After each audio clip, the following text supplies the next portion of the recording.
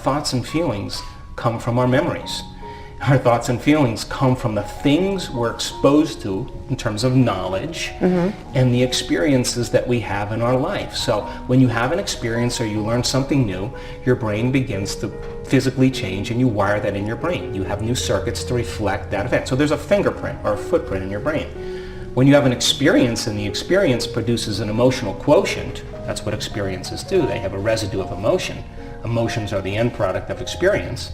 Then how you think and how you feel, for the most part, is a record of your past. And your brain is an artifact of the past. It is a reflection of everything you've been exposed to in your environment.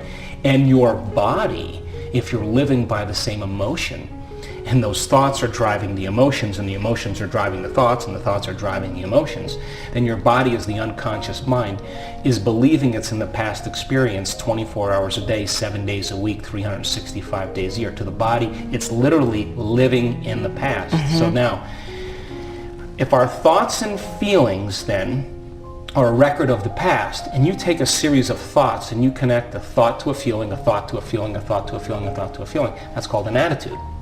So you have a series of good thoughts that are connected to a series of good feelings. You say you have a pretty good attitude, you know?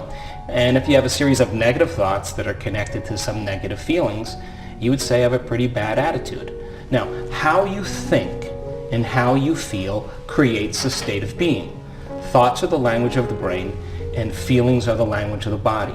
And how you think and how you feel creates a state of being. You got it? So now, if you take an attitude, an attitude, an attitude, and you string a series of attitudes together, that's called a belief.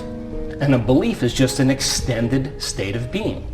So if an attitude is a shortened state of being and a belief is an elongated state of being, we could say then that a belief is a thought you keep thinking over and over again until you fire and wire it in your brain, and it has a component of emotion that then begins to condition the body into believing it's true.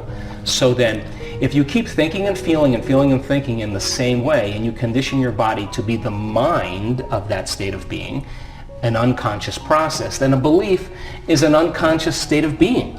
So we have beliefs about money, we have beliefs about spirituality, we have beliefs about relationships, we have beliefs about drugs and pills and medicine, we have beliefs about governments, we have beliefs about everything. Weight, it's all diet, it's all beliefs.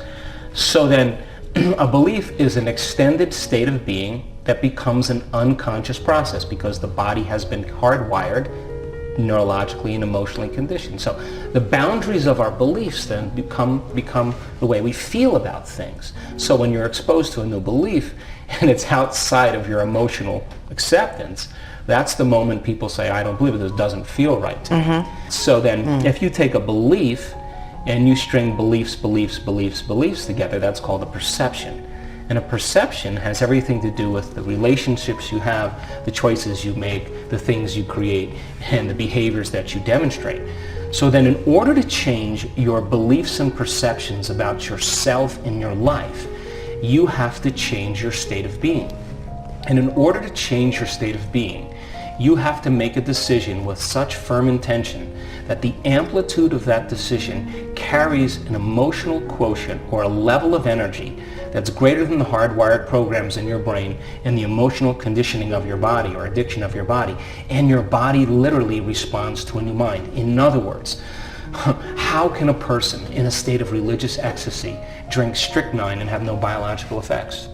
They make a decision to change their state of being, and it's energy that does that. It's electromagnetism. They're not saying, geez, I wonder if this is poison. Right. The moment they're in that state, they're in a limited state of being. They're more matter and less energy. How can a person in a state of absolute faith chew on glass and have no biological effects? Their decision in that moment transcends their biology. It transcends their circuitry. It transcends their genetics. In that moment, they're out of time.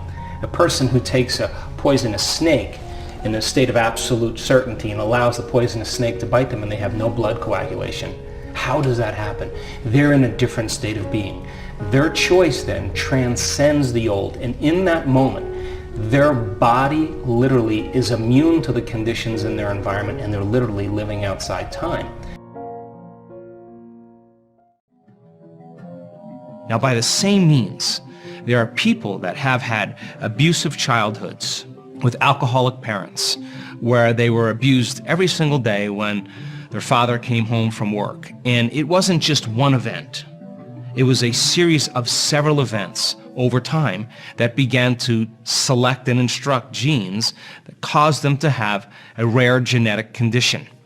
Now, in this case, this person, it took them almost 2 years to literally consistently knock on the genetic door and break out of the patterns of their normal thinking and the way they typically felt.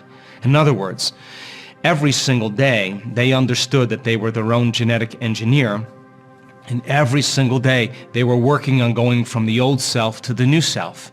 And of course, life isn't that linear. They had their own stress events, they had their own difficulties, they had their own financial problems, they had family dynamics, and because they were living life, it took them more time. But every day, they were shaving down a little bit more of those emotions from the past and learning how to elevate their emotional state. And they were practicing every single day, combining a clear intention with an elevated emotion and moving into a new state of being. Now, this person's health condition was very limited. They had the very scaffolding and the structure of their bones were degenerating, where they had numerous fractures. And the doctors told them there was no solution for this genetic condition.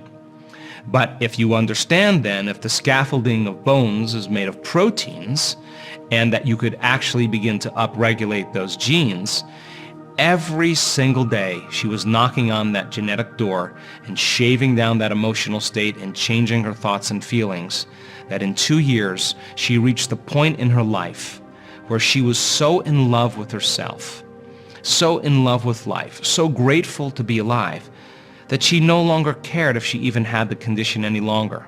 She went to the hospital.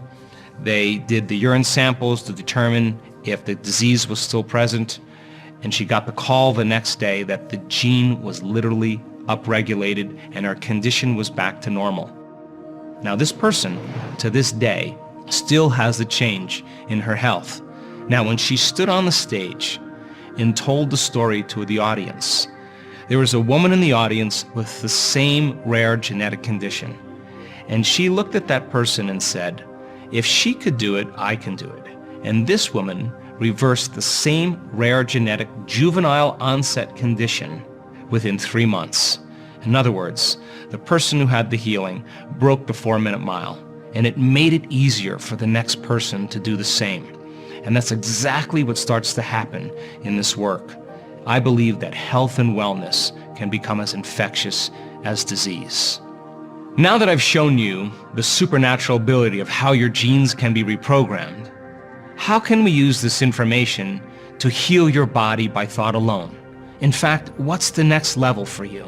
If in double-blind and triple-blind placebo studies, where subjects respond to a sugar pill and the changes result from 10% all the way up to 100%, do you really need a sugar pill begin to heal your body? In other words, is it possible to heal your body by thought alone?